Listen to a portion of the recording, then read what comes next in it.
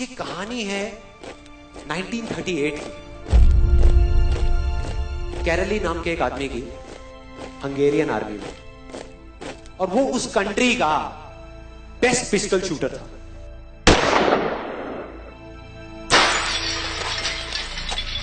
जितनी भी national championships हुई थी उस कंट्री में, उसको वो जीत चुका था। और सबको ऑलमोस्ट कंफर्म था कि 1940s में जो ओलंपिक्स होने वाले हैं उसमें गोल्ड मेडल केरली को ही मिलेगा। और उसने सालों से ट्रेनिंग करी थी। उसका एक ही सपना था, एक ही फोकस था कि मुझे अपने इस हाथ को दुनिया का बेस्ट शूटिंग हैंड बनाना है, बेस्ट बनाना है, बेस्ट बनाना है। और वो कामयाब हो गया, उसने बना लिया बेस्ट शूटिंग हैंड। सिर्फ 2 साल का फर्क था। 1938 में एक आर्मी का ट्रेनिंग कैंप चल रहा था। क्योंकि वो आर्मी में था तो एक एक्सीडेंट हो गया। उसके उसी हाथ में जिससे उसने गोल्ड मेडल जीतना था, उसमें एक हैंड ग्रेनेड फट गया और वो हाथ चला गया। जो उसका सपना था, जो फोकस था, सब खत्म।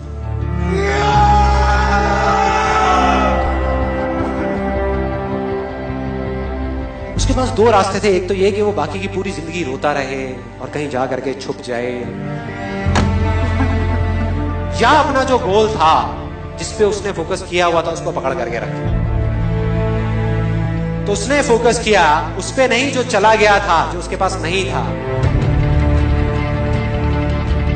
उसने फोकस किया उस पे जो उसके पास था।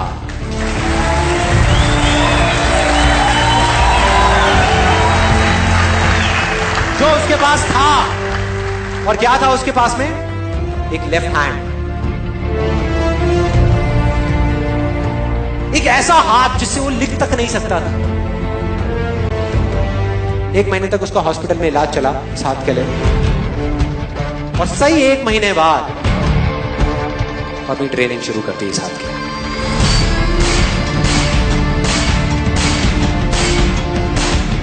ट्रेनिंग के 1 साल बाद, मतलब कि 1939 में वो वापस आया। नेशनल चैंपियनशिप्स हो रही थी वहीं पे हंगरी में, और बाकी भी बहुत सारे पिस्टल शूटर्स थे वहां पर। उन्होंने जा करके उसको कंग्रेचुलेट किया। कहा कि यार देखो, ये होता है जज्बा, ये होती है स्पोर्ट्समैन स्पिरिट, कि इतना सब कुछ होने के बाद भी तुम यहां पर आए हो हमको देखने के लिए और हमारा हौसला बढ़ाने के लिए। किसी को नहीं पता था कि वो 1 साल से अपनी ट्रेनिंग कर रहा था लेफ्ट हैंड की।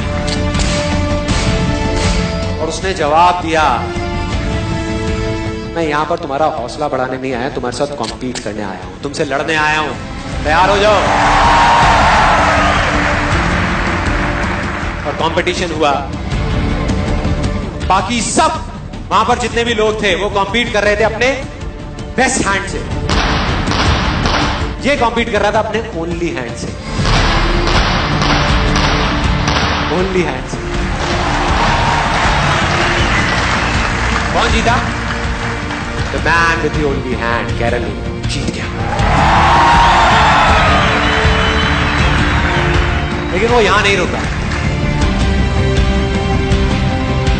उसका गोल क्लियर था कि मुझे इस हाथ को, इस कंट्री का नहीं, इस पूरी दुनिया का बेस्ट शूटिंग हैंड बनाना है। उसने अपना सारा फोकस उठा करके डाला 1940 पे, जब ओलंपिक्स होने वाले थे। लेकिन 1940s के ओलंपिक्स कैंसिल हो गए वर्ल्ड वॉर की वजह से।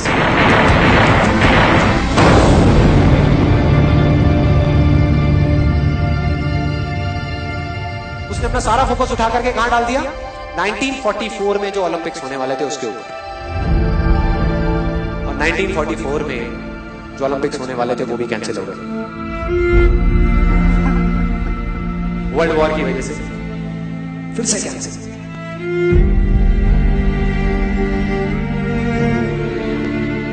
उसने अपना सारा फोकस उठा करके डाल दिया 1948 के ओलंपिक्स में।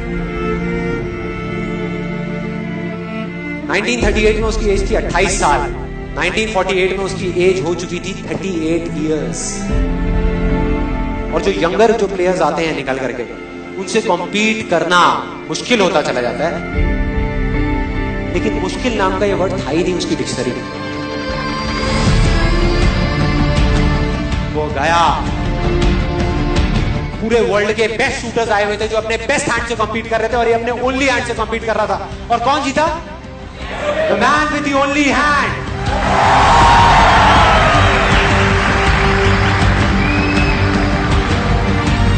लेकिन वो तब भी नहीं रुका। 1952 ओलंपिक्स, दोबारा कॉम्पीट किया उसने, और इस बार गोल्ड मेडल कौन जीता? गैरल ली। 4 साल बाद दोबारा से, और पूरी की पूरी हिस्ट्री को बदल करके रख दिया ओलंपिक्स। इस पर्टिकुलर कंपटीशन में उससे पहले किसी भी एथलीट ने लगातार 2 गोल्ड मेडल्स नहीं जीते।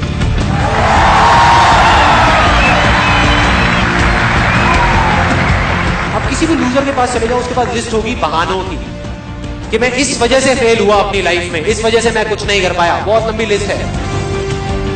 और दूसरी तरफ विनर के पास चले जाओ, उसके पास में 1000 वजह होगी वो ना करने की जो वो करना चाहता है, सिर्फ एक वजह होगी वो करने की जो वो करना चाहता है, और वो कर जाएगा।